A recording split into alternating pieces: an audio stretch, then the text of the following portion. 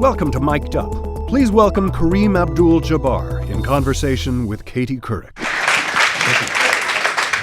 Hi, everyone. Good evening. Thank you for coming, first of all. I did a medical research panel. It wasn't nearly as well attended as this one. I'm very excited to sit down with, obviously, a living legend, Kareem Abdul-Jabbar.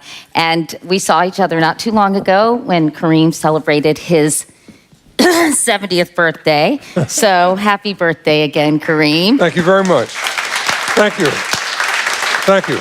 So we have a lot to talk about and not nearly enough time, so let's get right to it. Kareem, you've worn so many hats during the course of your career. We're going to get to your activism, writing, and philanthropy. But above all, you're considered by many to be the greatest basketball player of all time. Do you ever get sick of hearing that? Because it has to do with the game that I love so much, I can't hear that too much. You know, I'm very proud that I kind of somehow worm my way into that conversation. Whether I am or am not the greatest ever, at least people wonder about that. And that's I'm pretty proud of that. When you were growing up in New York, did you ever imagine that this would happen, that you would reach that pinnacle? No, I didn't. I was always seen as being, I was too thin. You know, I was supposed to be like Wilt Chamberlain, you know, 300 pounds of man. You know, I never made it that far, you know. Shaquille did. Shaquille bettered that, you know. But I played the game pretty well, and I was very fortunate to learn the game from really great people, and that enabled me to play as well as I did. You have so many highlights as you look back on your career, but when we were in the green room waiting to go on, I asked you if you had a snapshot of one moment in your basketball career, what would that be? Oh, well, for me, that's very easy, especially for the fans here in Los Angeles, beating the Boston Celtics in 1985. You said people always ask you about that, right? Yeah, they do. I mean, especially here, because it's so much resonance. Katie, at that point, the Lakers were 0-8 against the Celtics in World Championship competition. Going back maybe to when the Lakers were in Minneapolis. It just went all the way back. And it was just a long period of frustration. And the very season before that, we gave a game away in Boston Garden. James Worthy and Jamal kind of crossed wires. The Celtics made a steal and were able to tie the game and win it in overtime. And we gave that game away. And we were very, very angry about that. So being able to come back the next year and beat them and win the final game in Game 6 in Boston Garden was incredible. It was a very special moment for the team, for the franchise, for all the folks here in Los Angeles, and for me personally. You know, I was MVP. I was able to lead my team at its most important time. So, yeah. You're not a real smiley person, but you're smiling when you're telling that story. Oh, yeah, that's a great one. You know, you always feel good when, you know, you get you're the guy that rides in with the cavalry and saves everybody, and the pretty girls kiss you and all of that stuff. You have written a new book. It is your 12th book, and you start this book by talking about when you got the Presidential Medal of Freedom from President Obama. And I know that he brought up your NCAA, the banning of dunking during your time in college, and he said, when a sport changes its rules to make it harder just for you, you are really good. Well, it must have been very, very cool to get that Presidential Medal of Freedom. Yeah, it was. Especially with an incredible group of people, right? Yeah, that's the thing that got to me. So many people there that I admired and who had affected my life in many different ways. Robert De Niro or Ellen or Cecily Tyson. It's just back and forth. It had a story. We laughed about my history with Tom Hanks. Tom Hanks used to work at the hotel that we used to stay at in Oakland. I think he was still in school. He was still in college or something. What did he do there? He delivered a bag to my room. And he said, thank you, Kareem. You didn't stiff me. I tipped him. The airlines had lost my bag, and they finally returned it, and he brought it to my room. And he said, That's so funny. I didn't stiff him. He was in college. Thank God there was no lingering resentment. Yeah, which is probably good advice, over tip, right? Or always Don't over tip, but never under tip. Don't forget to tip. Yeah. You have this new book coming out, and as I mentioned, and it's called Coach Wooden and Me, Our 50-Year Friendship on and Off the Court. And you start with the Presidential Medal of Freedom ceremony, and you remember that Coach Wooden had gotten that same Presidential Medal of Freedom 13 years earlier. Yes. Right? And I was going to read a passage that you wrote early on. You're so prolific. Where do you find all this time to write? I get help. I do get help. You do? You're a good writer, though. Yeah, and I got a great guy that helps me with my research and. But you write it yourself, right? Because I don't see anybody else's name on here. No, but Raymond Obstfeld and I work together, and he's great. And he teaches, and it's like working with one of your college professors. Well, he has been a college professor. Well, let me read this passage. Coach was an old white Midwesterner with old-fashioned ideals. I was a quiet but cocky black kid from New York City who towered 18 inches over him. He was a devout Christian. I became a devout Muslim. He loved big band music of the swing era. I loved modern jazz. On paper, it's understandable that we would have a good working relationship as coach and player, but nothing on that same paper would even hint that we would have a close friendship that would endure a lifetime. So talk to me about your friendship with Coach Wooden, how it developed, what he taught you, and tell us a little bit about, that's a nice photo, by the way, why he was so universally admired. Well, he was universally admired because he had so much patience with us. And he wanted us to be the best we could be. He wanted us to be the best husbands and fathers we could be. He wanted us to be the best citizens we could be. And he just used basketball as an analogy to teach us about life and about discipline and a whole lot of things that we thought we knew everything about when we got here. I laugh, because I just thought, hey, I'm ready. I should be going into the NBA, but I have to go to college. But I wanted to go to college. I'm the first person in my family to graduate from college. But Coach Wooden really explained it to us how important it was, how important learning things were, the values that endure in families and successful teams. So any success that I have is he's got to take some of the credit for it. Your friendship lasted his entire life, really, after you got to know him and used to go see him and sometimes just kind of sit quietly. We were both baseball fans, so we talk about a number of things. He would go in Indianapolis to see the Indianapolis Clowns play. They had a first baseman named Meadowlark Lemon, who ended up playing up on the Globetrotters. I loved him. But Coach Wooden saw him play baseball. He played first base for the Indianapolis Clowns. And there was a guy that played on the New York team, the New York Black Giants, who also played for the New York Wrens basketball team. It was an all-black basketball team. And they would barnstorm in the winter. Coach Wooden would see him and hang out with him. And in the summers, he'd go see him play at the baseball stadium there in Indianapolis. So, Coach Wooden knew a whole lot about things that just astounded me. And some of it I didn't find out until very late in the time that I knew him.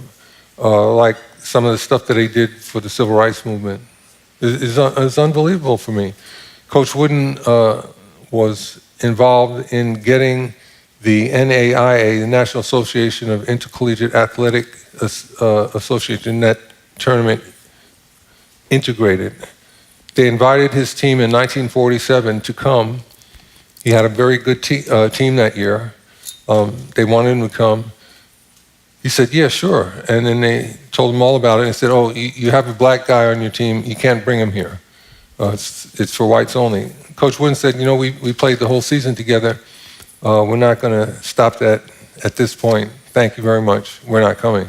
And he hung the phone up on the guy, and the team didn't go. Next season, his team did better. And the NAIA tournament people called him again with the same conversation, and they got the same reply, and he got ready to hang the phone up, but they relented.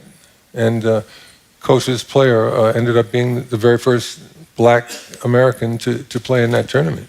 Now, I played for Coach Wooden right at the end of the Civil Rights Movement. He never spoke to me about it. I didn't find out about it until shortly before he died, that he had done that and had been an advocate for black athletes, and he was a big fan of Jackie Robinson. These are all things that I found out in my relationship with him. Yeah. I know that many of your books have been about African American history. Speaking of that, about Black Americans who have had a profound and sometimes overlooked impact on this country. In the wake of the Black Lives Matter movement, how do you feel about the state of race relations today? It's disappointing to me to see some things moving backwards.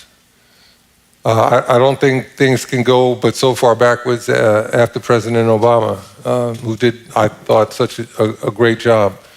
I'm disappointed to see some of the old things start to try to rear their heads, that should be dead.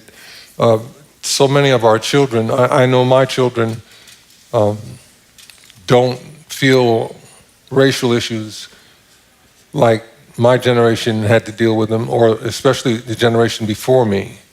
I was born in 1947, and it keeps getting better, I think. Each generation that our children are able to say, hey, we're all Americans. We come from very many different cultures around the world. Los Angeles County has they speak over 100 languages in our schools. I found this out. I know people in the LA Unified School District. They tell me some of these things. Over 100 languages.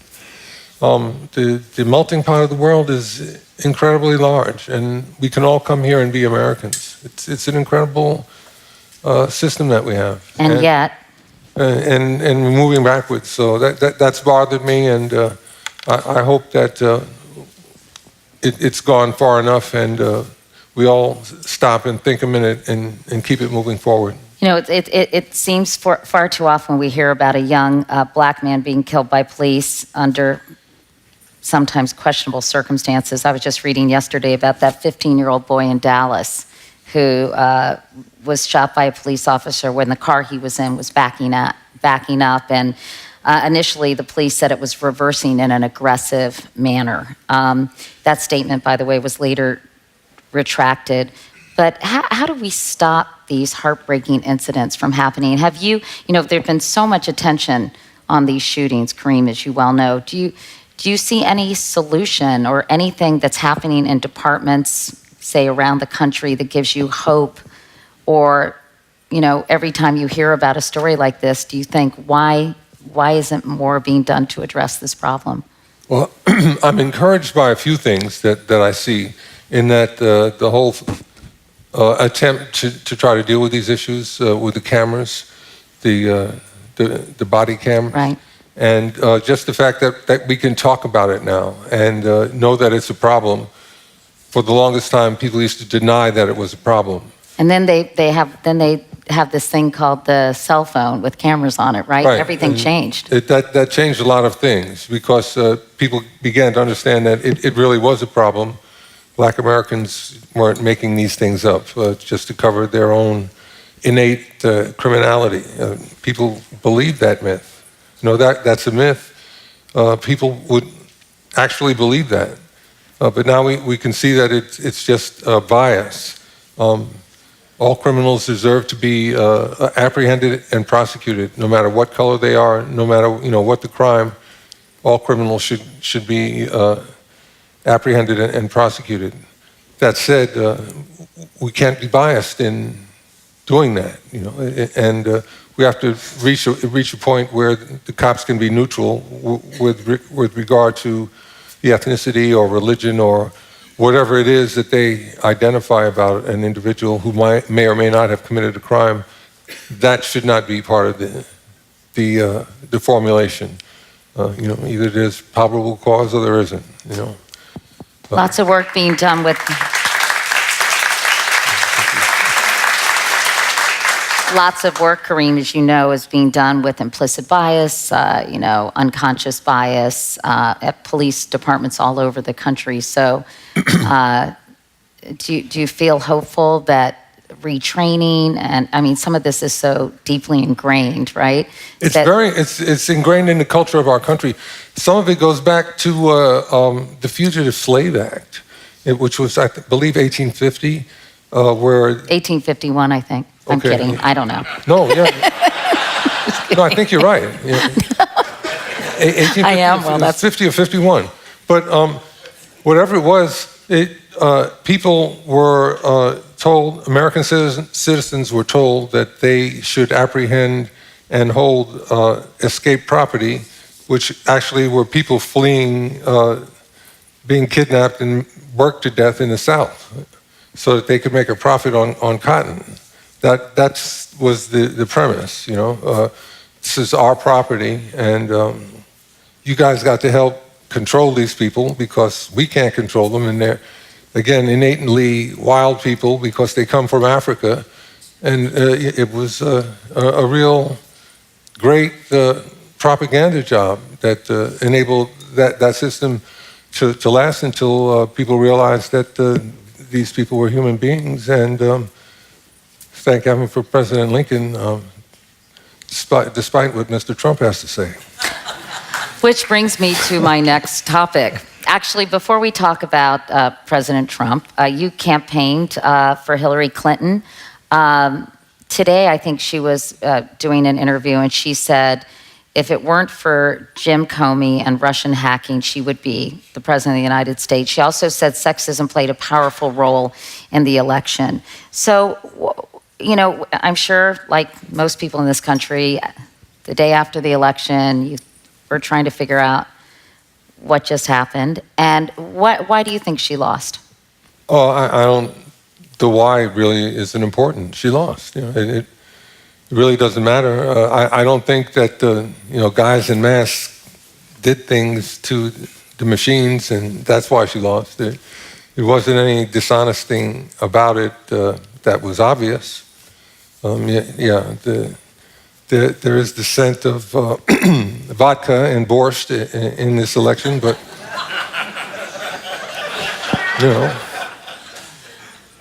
she had to overcome that, and Trump overcame it and was able to pull it off. The electoral college is a funny anachronism. You have to know how to play it, and he figured it out. You got to give him credit. He's about 102 days in. How do you think he's doing as president? Geez, it's real obvious disparity between what we're going through now and I thought the competence and honesty of President Obama. It's a dramatic difference.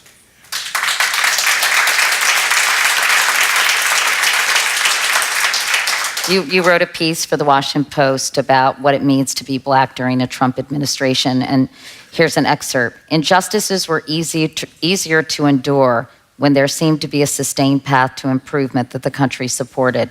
But now we have the what have you got to lose non-policy that bulldozes the path to rubble. Specifically, how do you believe that path is being bulldozed, Kareem? Just the way that they're trying to return tax dollars to the wealthiest 1% on the backs of people who need money for better educational opportunities. And our roads and airports and train infrastructure, bridges, tunnels, they need to be upheld. Everybody wants to save money, taking away from the things that benefit the middle class and give lower class people jobs. It's not a good formula, and I don't.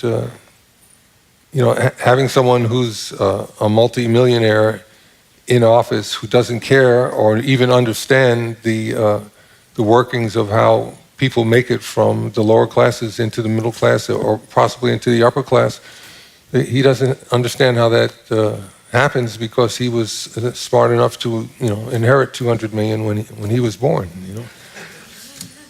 I didn't have I didn't have those kind of smarts, so I had to do it the hard way, and most of us have to do it that way.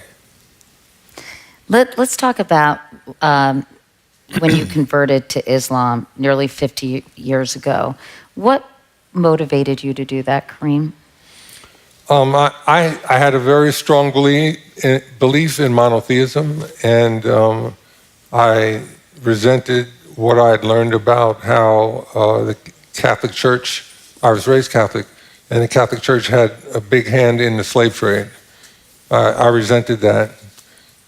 But I had a strong belief in monotheism, so as a person of African descent, I wanted to practice monotheism in a way that was more compatible with where I was from, and that was Islam. I learned about Islam. I read the autobiography of Malcolm X. That really prompted me to want to learn about Islam, and I found it to be something that made sense to me. And I converted when I was about 19 or 20 years old.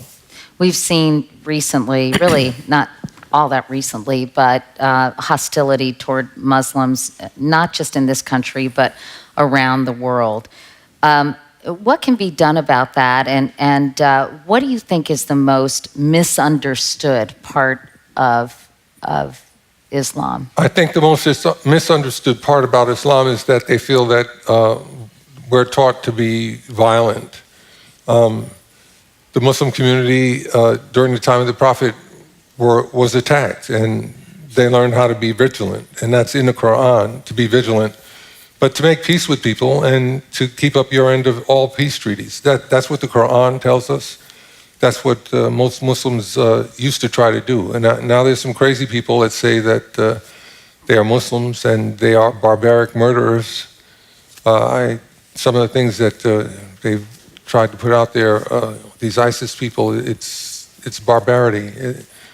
They didn't learn that from the teachings of the Prophet Muhammad. It's just, I always use the analogy, it's like saying that the Christian Knights of the Ku Klux Klan represent the teachings of Jesus. That's impossible. Those two are not compatible. This radical jihadism, or whatever they want to call it, that's not compatible with the teachings of Islam, and I hope people can get that. Thank you. You've spoken out about this. You've written about it extensively. One of the complaints that I've heard in various circles is that there aren't enough moderate Muslims speaking out, not just in this country but around the world, against this fundamentalist interpretation, if you will, of the Quran. Do you wish that more people would speak out against that as a way of really explaining what Islam truly is? Well, I don't think that voices of moderation are heard in the places where these things are happening. The places where these things are happening are ruled by really bad governance, strong men, kings, just really despotic, autocratic people who don't care about the common people in their countries. So that's really what they are so angry about. And they're saying that it's because of the world order imposed by the United States. The United States isn't imposing that order on them. The rulers in their countries are. They're very often corrupt.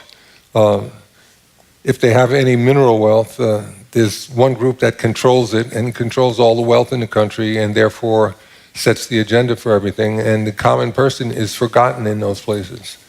And you have really very wealthy elites that they don't. It's like a whole family of Trumps. You know, like thousands of them. It's bad stuff. You know, they have a very distorted view of what life is about. What did you? What was your reaction when President Trump temporarily banned travel from at first 7 and later 6 predominantly Muslim countries? I was very disappointed. I think he's trying to scapegoat. He's trying to scapegoat one group, and I think it's caused some very bad things to start happening. Hate crimes have risen. We saw what happened in the Jewish cemetery in St. Louis, the mosque in Texas. An imam, I think, in New Jersey was murdered. You know, it's getting really more serious acts of violence directed against Muslims or against people who people think are Muslims. Some Sikh people, those people from India who wear turbans, some people think they're Muslims. They're not. They're getting attacked. It's getting crazy, and it doesn't make sense. And the leader of our country should try to really calm this whole atmosphere down and, you know, be rational. There are people we need to fear, but just anybody who looks different, fearing them is not, that's not going to get it. Let me ask you about, I wish we had a lot more time. We only have like 4 minutes left, but let me ask you about your chronic myeloid leukemia. You were diagnosed in 2009. Mm-hmm. Today, you're still in remission, feeling good. Very good, thank you. And you were awarded a double Helix Medal in 2011 for your work in raising awareness for cancer research. You've been very helpful to stand up to cancers, and we appreciate that so much, Kareem. Absolutely. So how... Thank you. How did that diagnosis change you? Your priorities, your perspective? I think it really helped me understand that how precious my time is. You know, when you realize, Raymond and I talked about this, he said the angel of death was on vacation in China, going to all the beaches, and now he's driving up and down Wilshire Boulevard in a cab looking for you. Things start to, you know, your perspective changes, you know. All of a sudden, hey, you might run up on the end of your days, and you want to make sure that you do the right things for all the people and all the causes that are important to you. You know, so it's really helped me get a lot more done. You are so outspoken about a variety of issues, as I mentioned, in writing and speeches and interviews. Do you ever regret sort of putting yourself out there in such a way? I know you have 2 million Twitter followers. I don't even want to read those comments, Kareem. That scares me to death, even the idea of that. But I'm sure you get a fair amount of backlash. I get hate mail. Yeah? Yeah, I know you do. Yeah? Yeah. Yeah. Thanks for reminding me. But no, hate mail comes in the form of like tweets now. You don't really get anything, right? No, but that's actually it's easier for them with tweet. They don't have to. Thinking is very hard for these people, and you limit the number of characters. It's easier on them. You know. Do you ever engage with them? No. Never. No. Sometimes you think maybe you need to. Maybe I should carry a pistol or something like that, but you can't do that. I really took a lot of heart and inspiration from Mr. Lewis, Mr. John Lewis. I remember watching on the news the time when he led those people across the Edmund Pettus Bridge, and I wept. I was like 14 or 15 years old. I was crying because I just, you know. And the man he's not bitter, he's not angry, and I've heard him speak, and he said, if you don't put your life on the line, you're not committed to nonviolence and progress. If you can't put your life on the line, you're not committed. And it makes me smile and makes me realize that you only have so much time, and you can't worry about how you leave here. You got to leave here doing the right thing.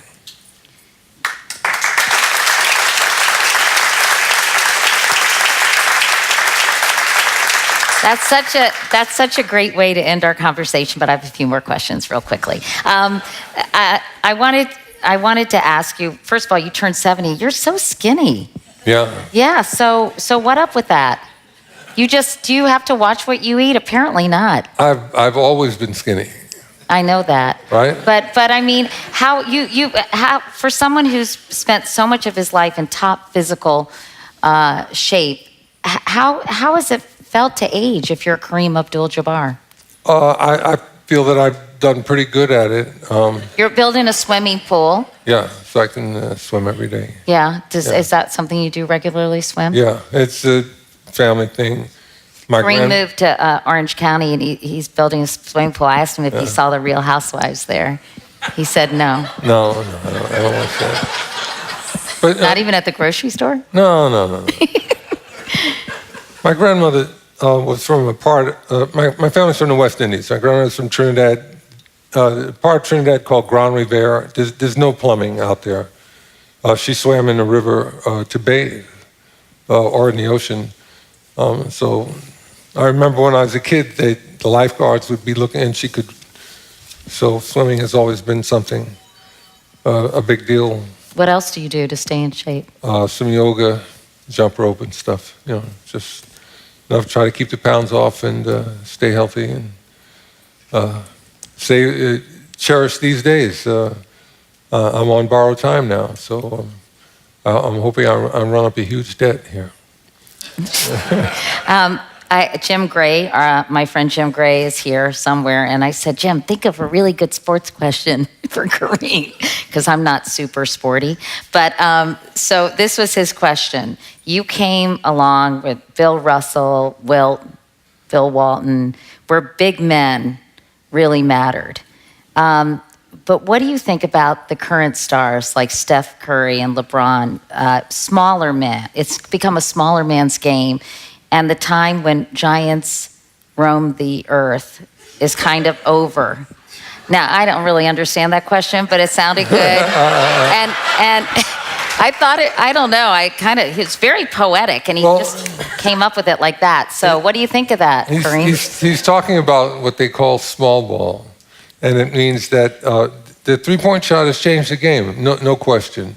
That wonderful year of 1985, when we beat the Celtics for the first time, from the very first game of the season to the last game of the playoffs, we made 90-odd three-point shots. Okay, and in the 2015 season, when Golden State won, between the first game of the season and the last game of the playoffs, they made 1,077 three-point shots. Wow. Game has changed. Different game.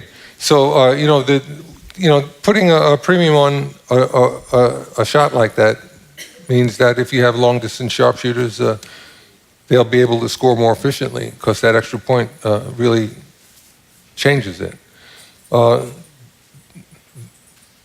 If you can defend those guys and dominate under the glass and not let them get any second shots, you can still dominate the game.